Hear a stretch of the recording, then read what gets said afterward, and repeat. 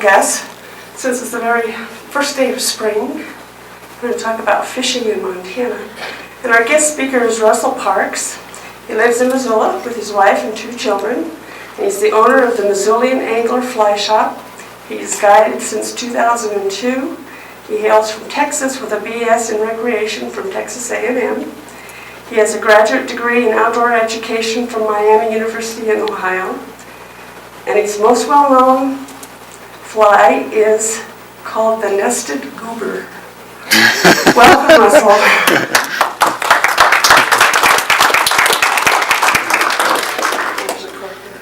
And you probably will have to stand there close. Okay. If you want to put it over this way, Okay. then you'll be able to hear. How's it going? So, do I do the lights somewhere by any chance? Or do you want it a little bit darker? I think so. You guys, that's hard to see, isn't it? Well, thanks for coming. And we're going to talk about the Clark Fork watershed around here. Who's fished out there on Bitterroot, Blackfoot, Rock Creek, Clark Fork? Almost everybody? Everybody. Great. Good. Well, if you feel like chiming in, please do. If you feel like asking any questions at any point, just raise your hand or holler them out and we'll take care of it, or someone in the crowd will. So I've got about 80 slides or so, and we're going to try to tick through a few of those pretty quickly and be out of here in 45 minutes to an hour. But I'll stick around for any questions, or if it needs to go longer, we certainly will. So, is this too loud or loud enough? Not loud enough? Good? Okay.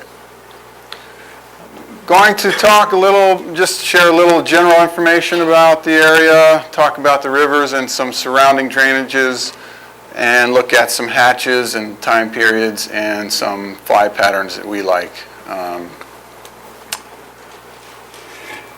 So let's see, I think I've even got this thing here. So we're all here, it's Missoula. If you're not familiar with where everything is, just a little overview. Rock Creek, Bitterroot coming in here, Blackfoot, and of course the Clark Fork. Who's familiar with the stream access law? Any questions about that right now? No. Who's familiar with the stream access law? Okay. Stream access law, pretty basic wording.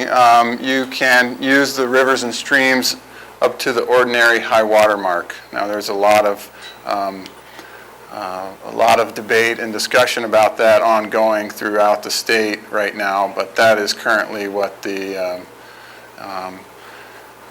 law says, and that means that you can access those areas that you'd like to fish if you stay within the high water marks. Now, it doesn't mean you have free range out there. If it's a dry creek bed, you're not allowed, through private land, you're not allowed to use that to get to the areas you'd like to recreate in. But in basic terms, if you're below the high water mark, you can use it. Everyone, if you haven't seen the fishing access sites, this is what they look like. There's 320 across Montana. Several have boat ramps and overnight camping and facilities. It's really nice. It's part of your fees with your licenses go towards maintaining those and developing more. There's actually, we just got another one up here on the Clark Fork. Who knows where that is? I've forgotten the name of it already. Just got a new one up there. That's nice.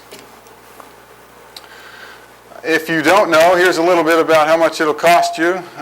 Conservation license, everybody needs, $8. I added this information about some different age groups. I had a lot of calls at the fly shop wondering if this was going to be geared towards children or young adults, and I thought I might add those. So it's relatively inexpensive to get out there and fish. What was that? Costs a senior more. Yeah.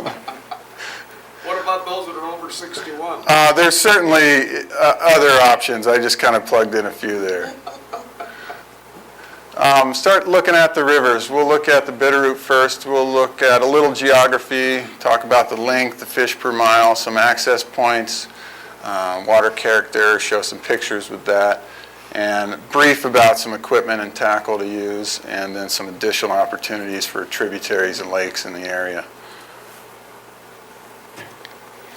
Confluence of the east and west forks to the Clark Fork River at Missoula is 82 miles, and that's right down in here, past up above Darby there, and flows all the way in. They merge 20 miles south of Hamilton. Excuse me. Fish per mile.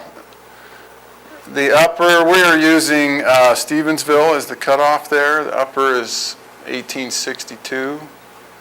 That's a lot of trout. These numbers, by the way, I should give credit to Pat Saffel at the Fish Wildlife Parks. He helped me out with a lot of this. This is a beautiful cutty caught up on West Fork last season. Lower, 985. Just a little bit about the numbers. They count fish that are catchable size or greater. So somewhere around here or greater. You'll see there's no cutthroats in the numbers and things like that, and they just didn't get those counts. This data, I think, is fairly old, 2003, 2004 data. Access points on the Bitterroot, there's 11 throughout the valley, starting up here at Hannon Memorial, Wally,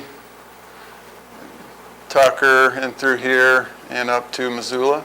There's several other access sites that are available that are not official Fish Wildlife Parks access, but there are 11 official ones.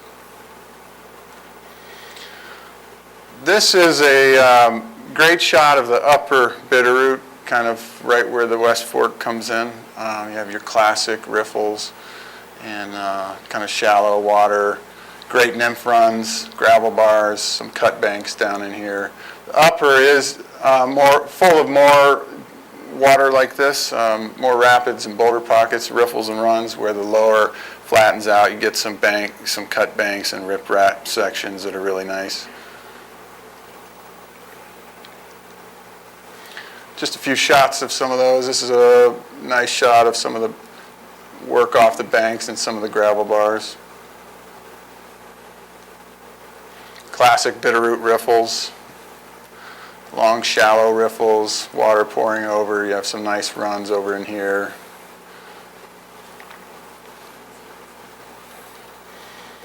The Bitterroot is pretty braided, which is can be a little bit hectic when rowing a boat down the river, or difficult to manage, but it also creates some nice water off the main stem of the river. This is a classic shot of the Bitterroot.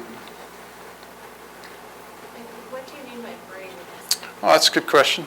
Braid is you have the main flow, and it kind of creates a lot of islands and braids out into shallower flows and might come back together in different points. And I have a great shot, an aerial shot in a minute, that I think will illustrate that a little better.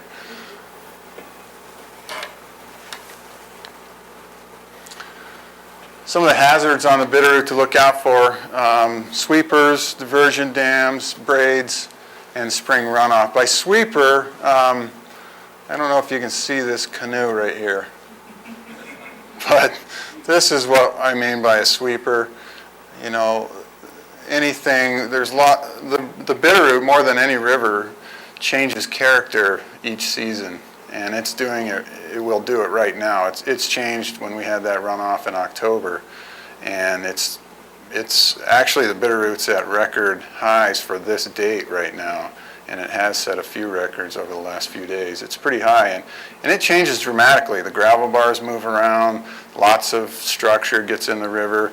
If you guys are getting out there floating, either recreationally or in a raft or canoe or fishing, make sure you're careful about where you are and you talk to the folks at fly shops or any other outfitters about the float, because there are currently 2 portages through in one of the sections that wasn't there in October.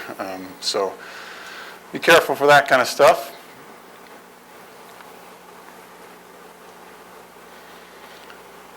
Some equipment for the Bitterroot. You can get away with your 9-foot, anywhere from 4 to 6 weight reel or rod and reel combo. And if you like the small dry fly activity, or you're using, picking off the little, the fish on little flies, 4 weights, if you like that, you can certainly get that done. And with your 6-weight rod, throwing the double nymph combos. And if I'm speaking in Greek right now, just raise your hand and I'll slow down.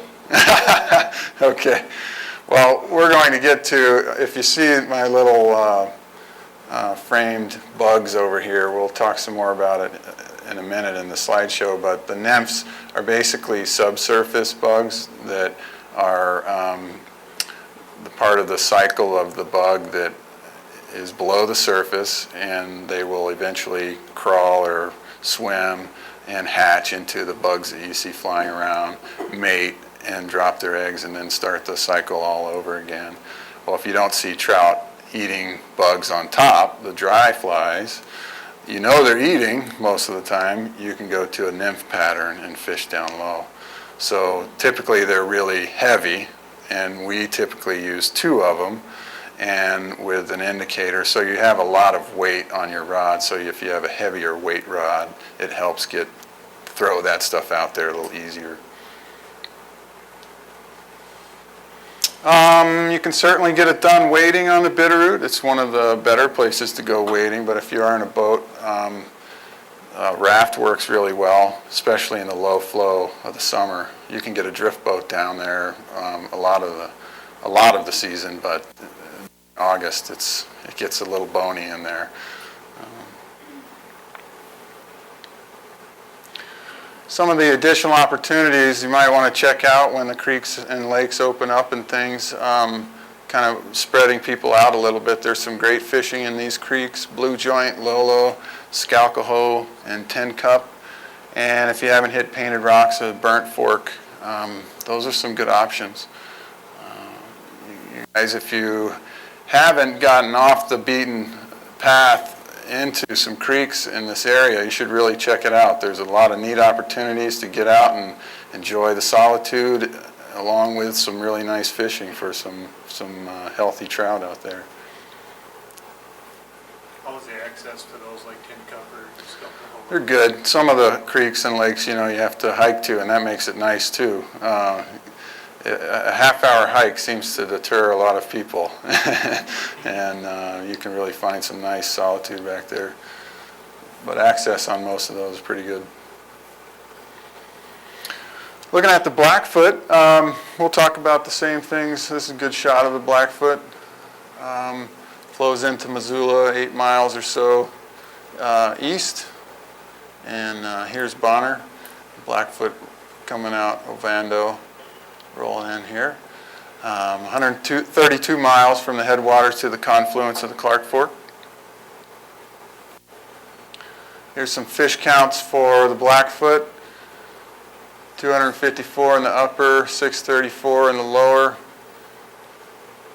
Brook trout, brown, rainbow, west slope cutthroat, and mountain whitefish. This is a hot topic on the Blackfoot. Is everyone familiar with bull trout? Who's not familiar with what bull trout is about? Okay. Well, they're a protected species, and they get really big. It's nice to fish where bull trout are. You're not legally allowed to fish for them, but occasionally you do catch them, and it is fun. But you need to really be careful with bull trout if you do catch one, and release it immediately. They are a protected fish, and they're very sensitive to any change in their environment. And, Could you tell us what's the halfway to the cutoff between the upper and lower? on the Blackfoot, I would if I didn't just draw a blank on that. I'm sorry. Let me see if I think we said right at Roundup right here.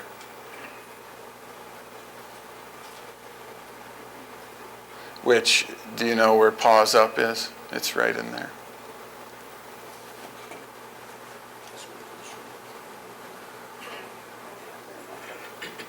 "16 official access sites on the Blackfoot. There, as you can see, a pile of them right in here. And this is the recreation corridor. Is everyone familiar with that? It's a really nice place to access the river. It's not so nice in the summer if you're trying to fish with all the activity up there, but there's some good water in there. This is a great shot of the Red Rocks area by Whitaker Bridge. Red Rocks right here. And it's a good shot, I think, of general character of the Blackfoot. Really, there's some very large boulders under here in the middle, very deep. You have lots of rock wall over here, big pool in this area, and right about 4 feet before this shot, there's a small short rapid with boulder pockets behind it, kind of typical. And this is a raft right here. I don't know if you can see it in a raft right there. It also has this nice, long, slick area back here that's really deep, but it rises up to a shallow gravel bar.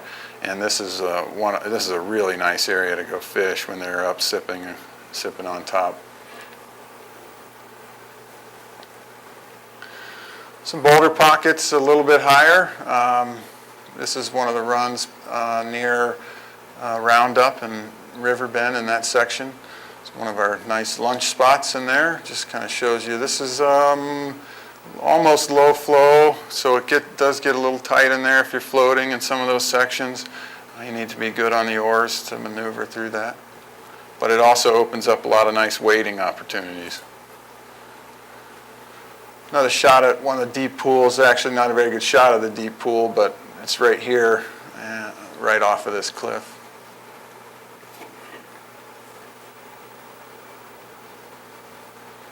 Oh yes, the tube hatch. I think I just referred to that a minute ago.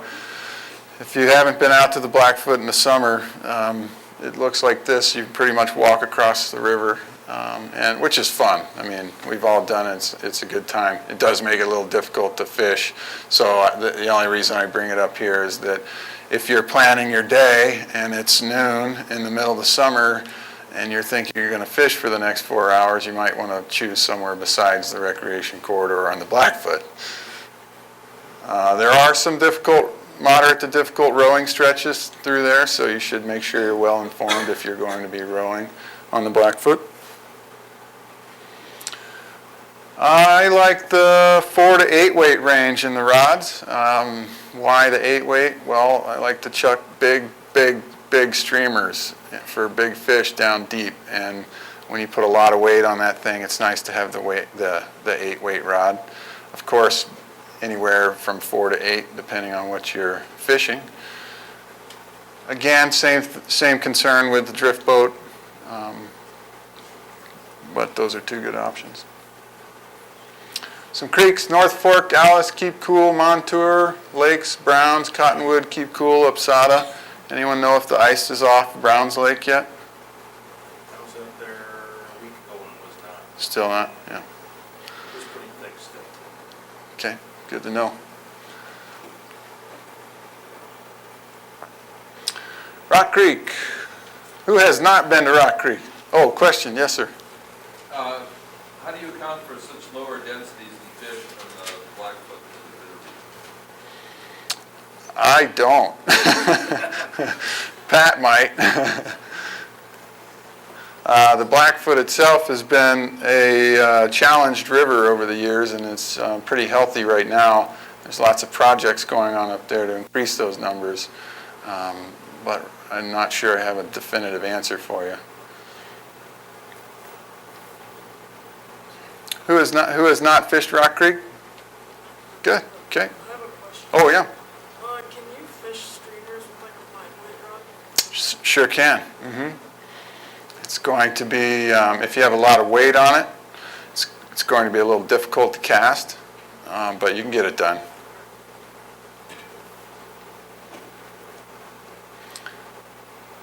Well, let me back up here. This is a nice shot of Rock Creek. It does present a few things. One, you can see the wading opportunities on one side of the river pretty good. On the other side, it might be a little tough to wade and cast or stand on the bank and cast with the structure behind you, which is a challenge on some of the sections up on Rock Creek. 20 miles east of here, headwaters to the confluence is 53 miles long. This is a nice shot of what you might find up there. Upper 793, majority of those brown trout. Same with the lower. Who's caught a whitefish before? Is that it? 4 of you? Come on. Liars. Everybody else. Who has not caught a whitefish? All right. Only 10 designated official accesses. They're not all on here. But if you've driven that road, you know that there's lots more than 10 ways to get to that river. What were the numbers on the lower part of Rock Creek? Oh, I can back up.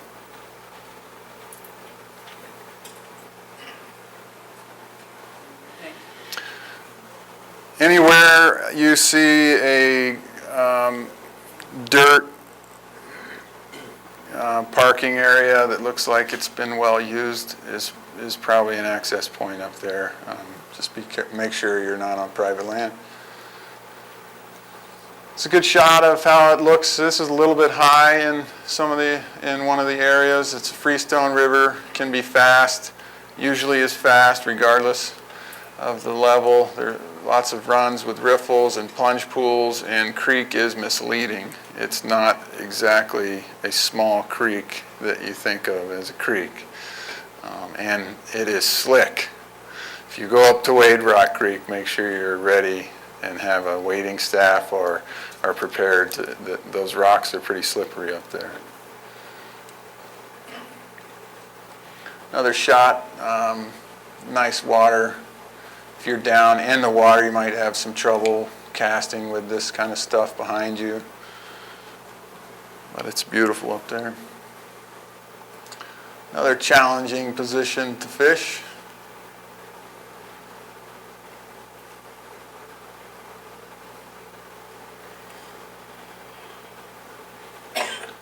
Just mentioned the wading. You have some bigger rocks floating. It is fast. There's very little holding water. Who's floated up there?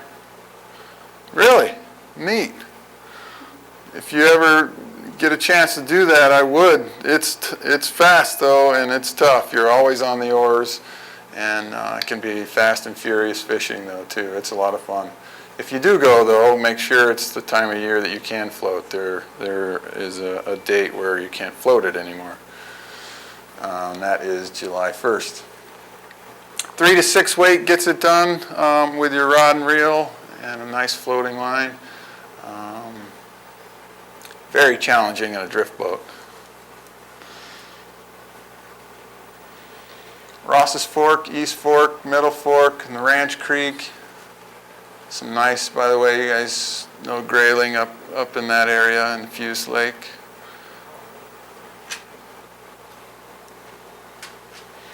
I see people taking notes, so I'll pause here. The lakes must be on the upper side. I actually thought folks might be interested. I can point out, I brought a map here from the shop, can point some of those out for you.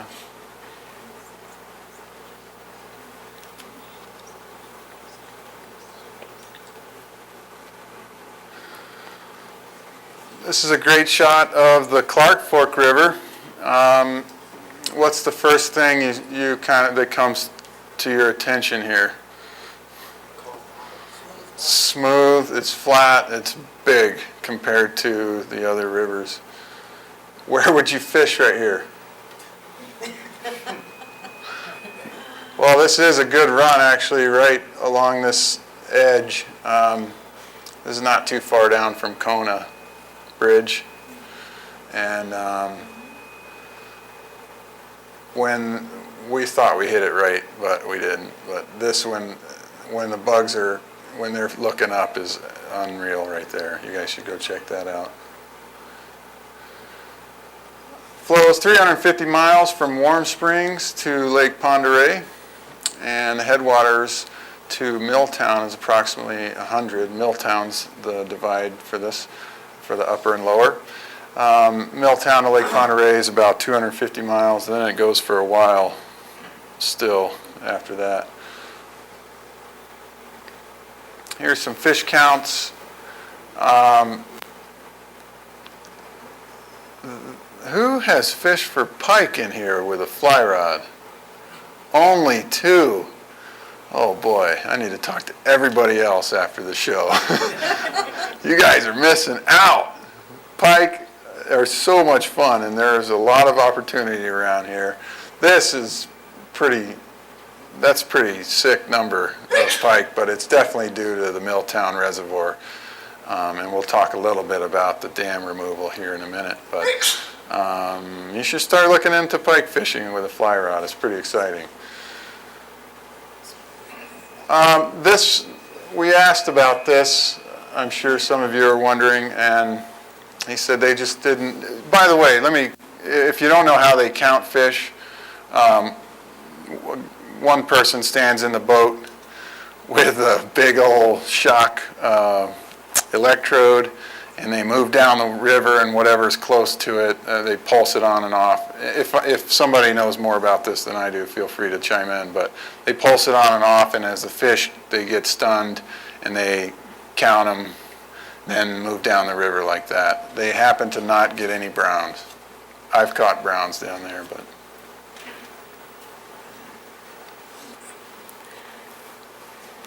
And I don't know if you saw the perch down here also, and the smallmouth.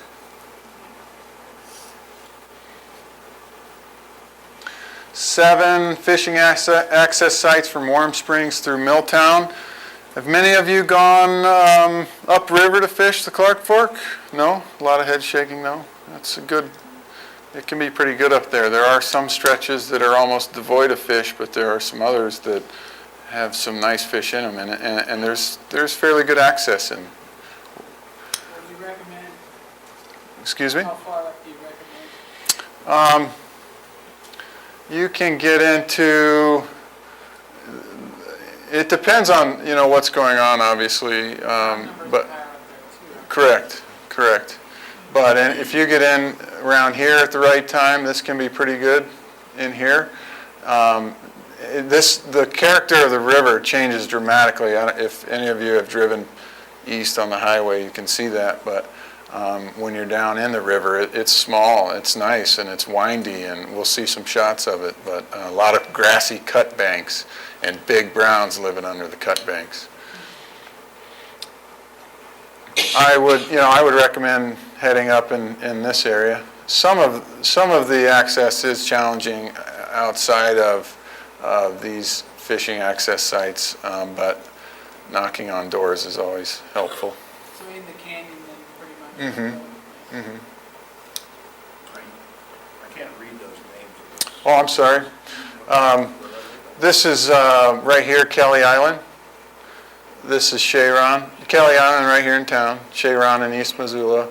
Tura, Schwartz Creek, Beavertail Hill, Drummond, and Coors Bend. Where's the Devoid section you mentioned? There's a few right in there, right in there. I'm not going to tell you all my secrets. You got to go find them.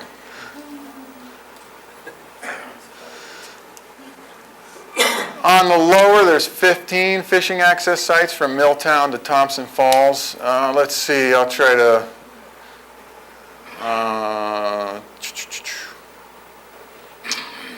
okay, just downstream from town, Erskine right here, so that's where we're starting. The river flows this direction. Erskine, Petty Creek. These are great floats down here. Some of the access is pretty challenging. there's a lot of private, like wading access. But there are some areas on this side of the river that you can get to down to the water. But if you get a chance, any of those access sites, you can walk in and walk up and down the river. And there's really good fishing down there if you haven't been west of town about 30, 45 minutes.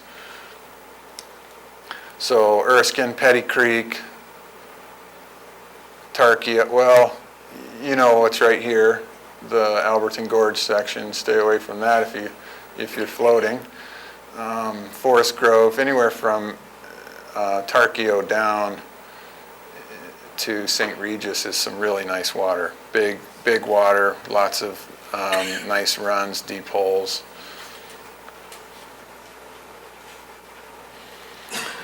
The upper, smaller, freestone quality, like I mentioned before, grass banks, cut banks. Lower is big and deep. This is a great shot of the lower river. It can be pretty intimidating to look at and try to figure out where to fish. And I'll show you a few of those. You know, if you're looking at this, right off the bat, you have this water right over here. You have a little run right in here. You have a nice slower run right here. And when the fish on the lower Clark Fork are cruising and sipping on top, it's fun. I mean, they'll be up in all this slick or flat, deep water, and you can just get it out in front of them and watch them vacuum right up to your fly. Here's the braid shot I mentioned earlier. So you can see where it just gets braided. This is the main flow, and it diverts some flow off here. Goes from one channel to several, and then eventually comes back. This is a great shot of the upper with the grassy banks.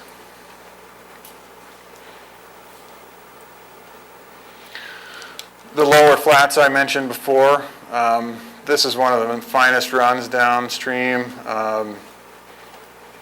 This whole side over here, you can cycle your boat back through. You can also access it by wading. Fish like to just hold in there, as well as along this seam here. But don't be afraid of those flats. You know, pay attention to when the hatches are going on and the fish are looking up, and go out there, and you'll have a good time. This is a great evening float. This is Sleeping Woman Peak. Is that right? And you see all the rise forms. This is about 10 o'clock this summer. We had a wonderful 45 minutes right here with the caddis ash.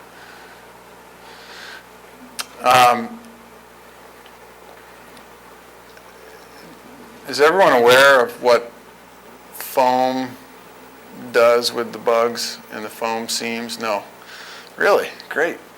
Well, this is not a great picture of a foam line, but it is a good picture of a foam line. And I'm not necessarily talking about that kind of dead foam that's just sitting and being stagnant, but when you get foam on the water and it kind of gets caught up in these seams between the downstream flow and this back eddy, well, bugs also get caught up in that foam, and they just pile up and stack up in there, and so do the fish, and they just sit in there and eat and eat and eat and eat.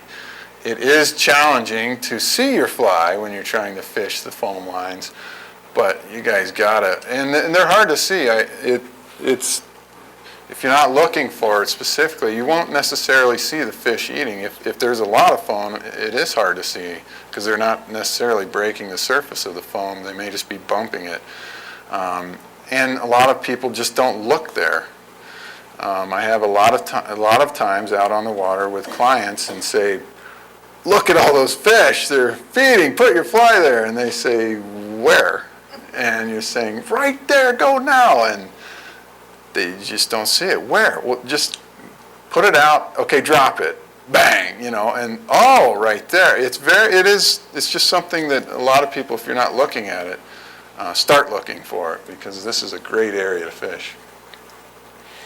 What is the nature and origin of the foam? I know some of it is tannin. from the trees, and but other than that, I don't know. Anyone in the crowd know? Sometimes there'll be foam, just foam, big as a softball or larger, just floating down the river.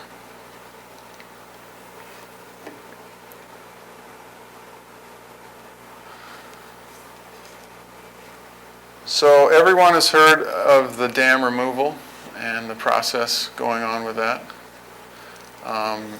Who knows the current status of it? Last I heard, we were in the process of building the bypass channel and getting the tracks laid to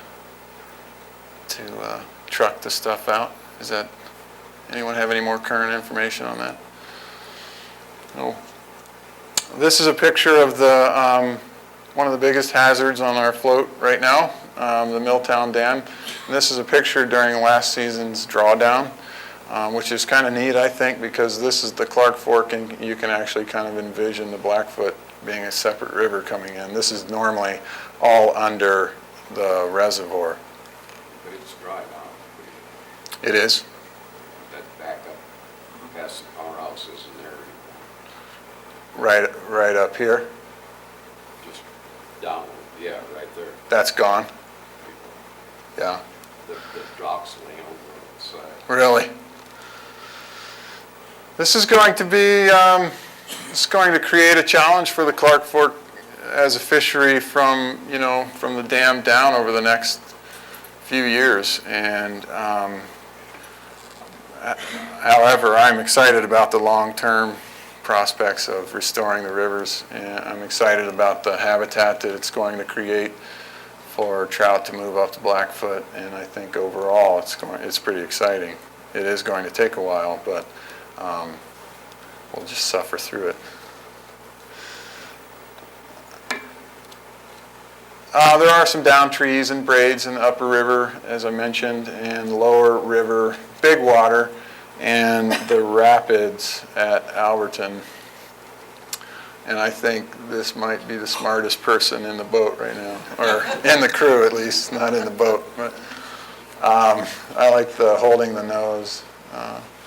This is actually, I have to give Todd at the Trailhead credit. This is his staff training trip one year.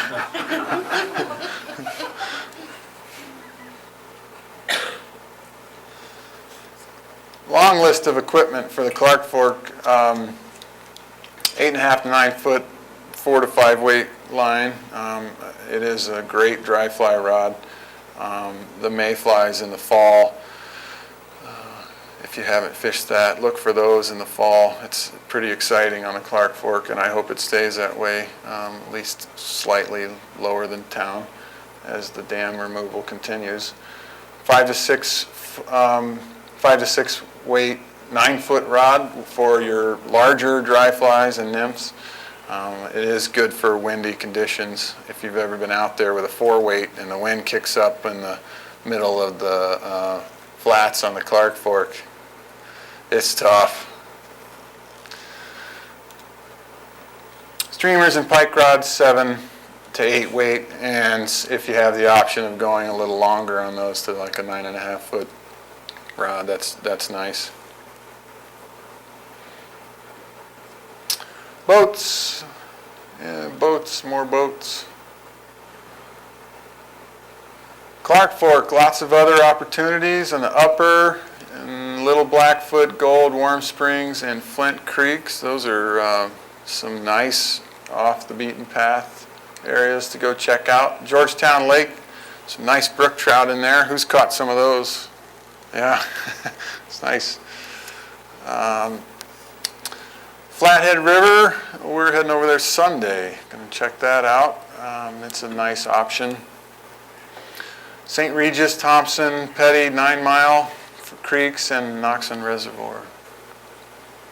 How about Fish Creek? I was hoping no one would mention that. It's a good option, yeah. We go to Fish Creek a lot, yeah. Where is Fish Creek and why do you not want to?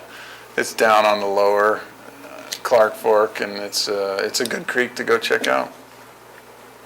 It's got some nice fish in it. All these have nice opportunities to catch some fish and be kind of away from the crowds in the summer. And in the shade, you know, a lot of those creeks, it's a little cooler in the canyons and shady, and when it's heat of the day in August, you're not catching anything on the main river. The creeks can still produce.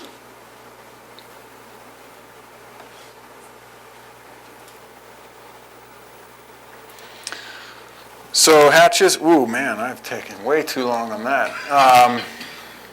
Featured hatches in the spring. Everyone has probably heard of the squala on the Bitterroot and other areas, but we're right on the verge of that popping right now. The nymphs have been rolling around for quite some time, and weather dependent here, and hopefully it'll hatch before the big runoff comes, but look for those anytime.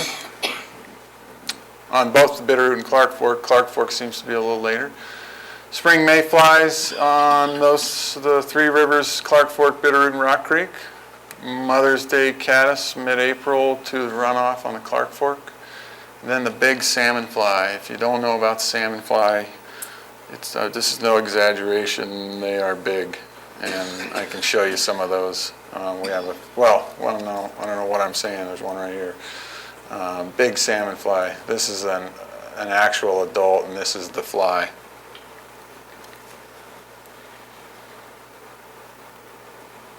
Summer, look for your terrestrials like the hopper there, green drakes, golden stones, PMDs, pale morning duns, the summer caddis.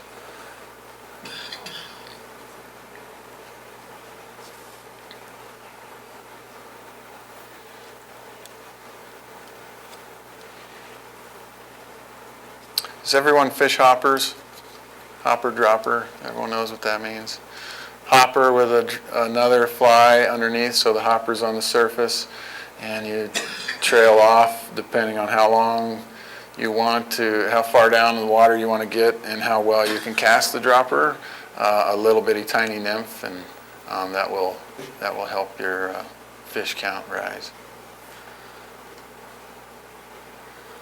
In the fall, look for the mayflies, small little trichos. I've got a good picture in a minute of trichos. They're very tiny, size 18, 20, 22, somewhere around there. Can be a lot of fun, lower Clark Fork and on the Bitterroot. Mahogany is a little bigger mayfly, September through October, early October on the Clark Fork and Bitterroot.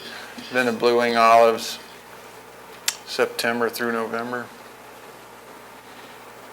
The fall is one of my favorite times to be out there. The crowds have kind of gone away, and the fish are coming up for mayflies, and you're casting really tiny flies. It's a lot of fun. Here's my tricho shot. This looks like haze, but it's all, I don't know if you can see the little white spots here. This is Aaron fishing up a little back slough. And these are all bugs, all real tiny bugs. This is the middle of the tricho hatch. This is not necessarily when the fish are eating. It's a little bit later when they start hitting the water. Okay, I'm going to talk a little bit about some patterns that we use, that we like to use. Certainly a lot more patterns that we do use. We'll look at kind of each group: mayfly, stones, caddis, terrestrials, nymphs, and streamers. Whoops. This is a lot of information, and I'm going to kind of tick through it, but for the mayfly duns, we really like the sparkle dun in whatever color, depending on the hatch, but olive in those sizes, the smaller, large, and then into the 20s, depending on the season. Mahogany's around a size 14, green drakes or hecubas, 10 to 12, and the pale morning duns in the 14 to 16 range. And this is a lot. If I'm talking Greek to you, I can explain later. The parish. Do you have handouts of this information? I can, yeah. I certainly can. Sure. I can give you my card, or we can arrange to pick it up at the shop, or I can probably email you some info. I'm going to show you the pictures of these bugs here in a minute. But the parachute duns, Adams and Trico and olives. Cripples, if you're, I'm talking a little fast, I'll just back up real quick. So in dry fly and the mayfly, you have, let's start with the nymph, and it's rolling around underneath, and you can fish for fish with the nymph pattern underneath the surface.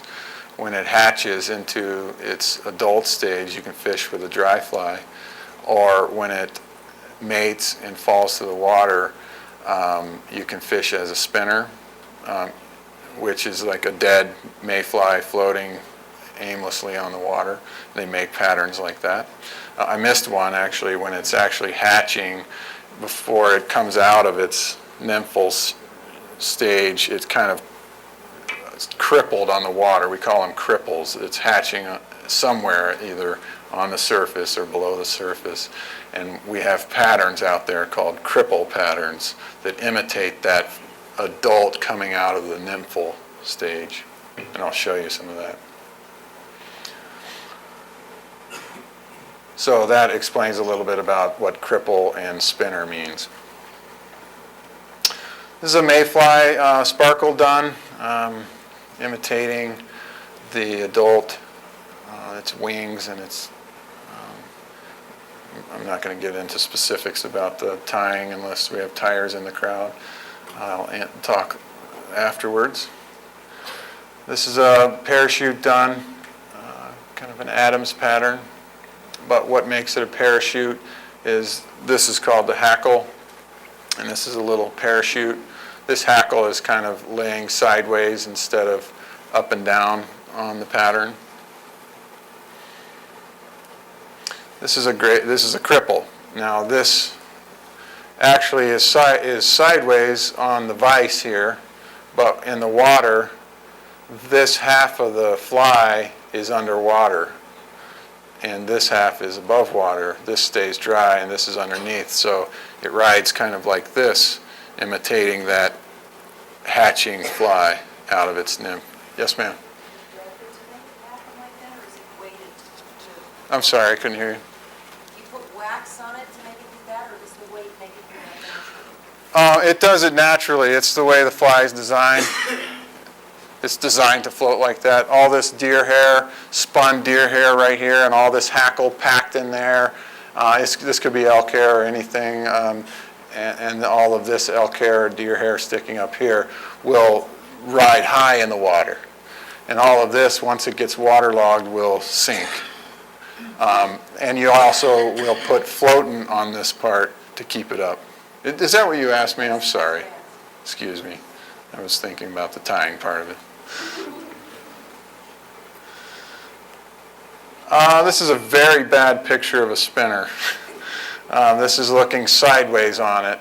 If you were, so like this, if you were to turn it looking at the top, those wings are just laying flat like this on the fly. So it, instead of on the adult mayfly, if you picked one up outside, its wings are straight up.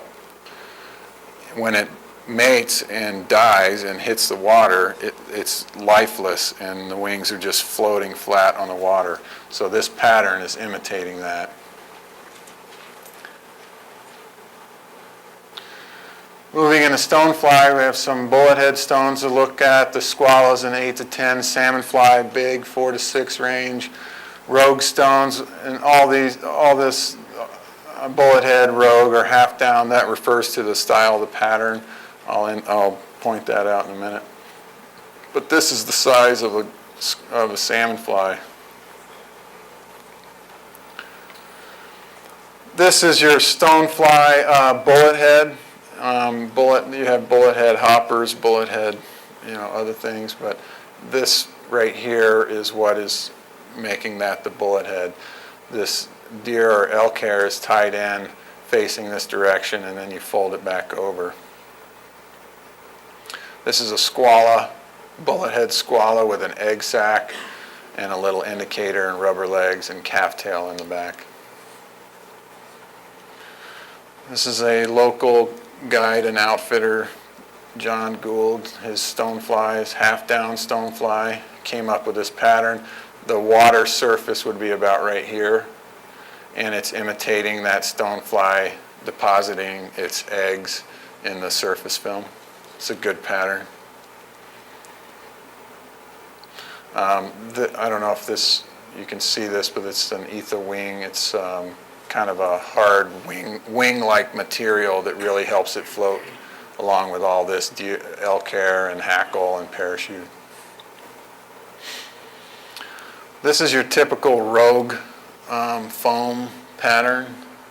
It's kind of extended body foam right here, very good floater. It also has a bullet head, and it has a little CDC, which is cold de canard, part of the duck that keeps it dry.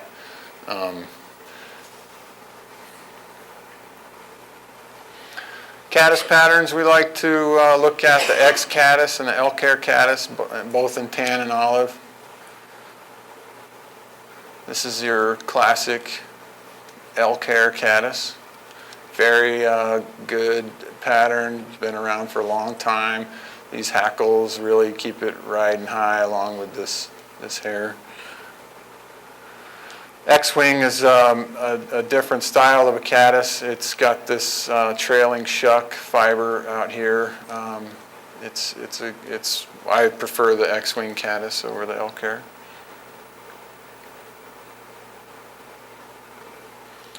For your terrestrials, we'll look at the foam hopper, the parachute hopper, and the para-ant, or the parachute ant.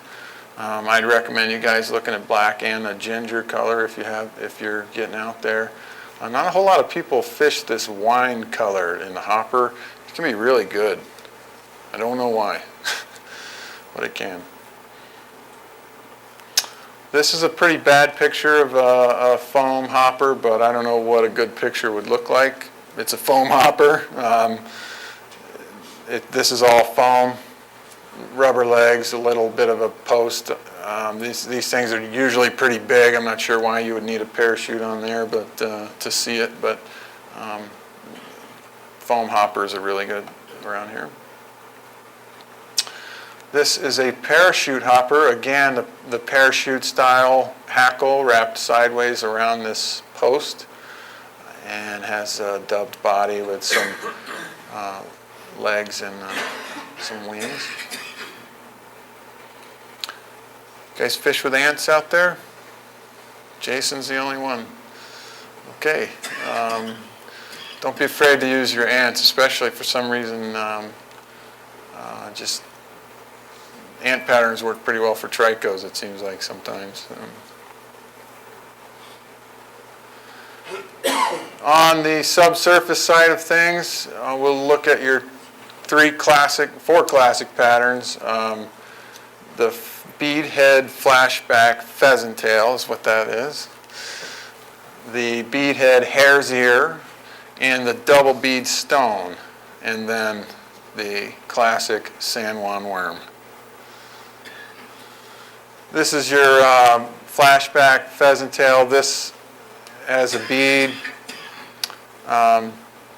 pheasant tail, and some wire, and this little flap right here is iridescent flash, and it's kind of got some pheasant tail fibers that poke out the side. This is a very good general pattern. This one just happens to have the addition of rubber legs. I forgot to mention this is peacock in here. Trout really like peacock and red.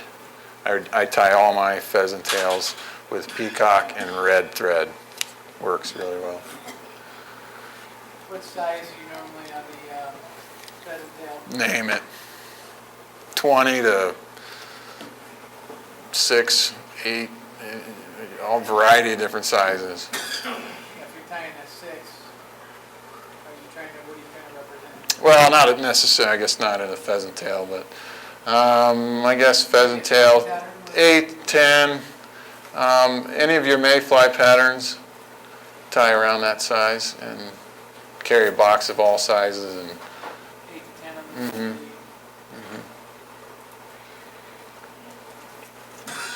The hare's ear, classic hare's ear. This just looks like it looks like it on this picture, and it is a really good buggy nymph. Then the double bead stone in any color, olive, black, brown, gray, and your classic San Juan worm. Streamers, this is a sculpin. If you haven't seen a sculpin before, that's what it looks like, and trout will feed on them. And woolly buggers in olive, black, and brown. Bunny sculpin will show you, a JJ special, and then a really big pike bunny streamer to whet your appetite. This is Bob Powell, a local outfitter, his Powell's bunny sculpin that he came up with. It's a very good pattern. It does float upside down like that. This is one of my favorite sculpin patterns. They come in this kind of whitish black, black, olive, yellow. Classic woolly bugger, that is a very woolly bugger. The more woollier you get, the better it seems. Legs and hair and stuff sticking out everywhere. What do you know about the sculpin cycle? Excuse me? The sculpin cycle, their presence in the streams, are they year-round, or they? You don't really see them very active in the colder months, but I believe they're there year-round. JJ Special is a good all-around streamer, especially in some of the rivers like the Clark Fork that have crayfish. This is a good pattern. And then the pike burger. This thing is this long. And I think red and white are the best colors. So prime time, dates, Bitterroot right now to runoff. Squala, gray drakes coming. Blackfoot, fall or spring. Rock Creek, mid-May and July for the salmon fly and golden activity. And the Clark Fork, as I mentioned several times, for the mayfly, especially in the fall. A few of the folks I talked with, Pat Saffold, Fish, Wildlife and Parks. There's a great website if you want to dig into the Milltown Dam cleanup information the EPA.gov has. The Clark Fork Coalition has a lot of good information. Of course, our website for fishing reports. So that brings me to a close. I'll try to answer any questions I can, if you have any right now. This is the literature list that Russell has done for us. Alice list is not work. Yes, sir. Oh, sure. I know.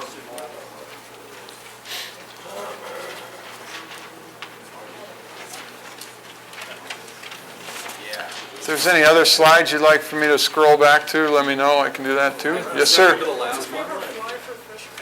Excuse me? What's your favorite fly for fish curry? Oh.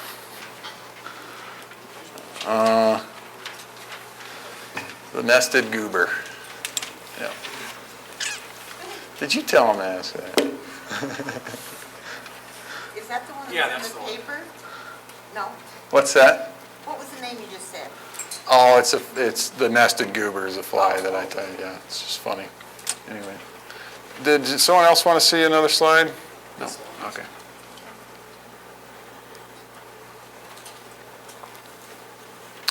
Great. Talk about your display. All right. You guys are welcome to come up, and if you want to look at the bugs in the frame or have any questions, you wanted to look at the map, can point out some things in the map as well. But other than that, I really appreciate you coming, and if you'd like a card or email some information or anything like that, I'd be happy to give those out. So thank you.